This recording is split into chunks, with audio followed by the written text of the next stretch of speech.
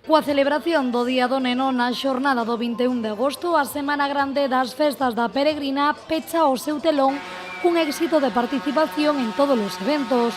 Concertos, títeres, obradoiros e centos de citas encheron de actividades estas festas principais na cidade de Lérez. A concelleira desta área fixo un balance máis que positivo deste evento.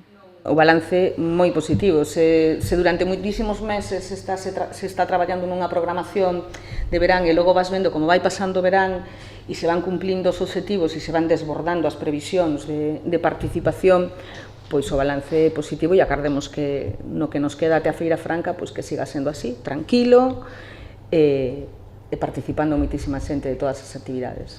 Carmela Silva destacou que nas festas do verán, dende o Concello de Pontevedra, teñen realizado 150 contratos. Levan elaborado desde o Servizo de Festas do Concello, obviamente, co Servizo de Contratación, de Secretaría e de Intervención do Concello, 150 contratos xa. Deses 150 contratos, 130 ou algo máis son empresas de Pontevedra. O montante máis grande do que é o número de contratos elaborado por parte dos servizos nestas festas no que vai de verán son empresas de Pontevedra. E aínda que di o refrán que coa peregrina o inverno en riba, en Pontevedra queda por diante moita festa.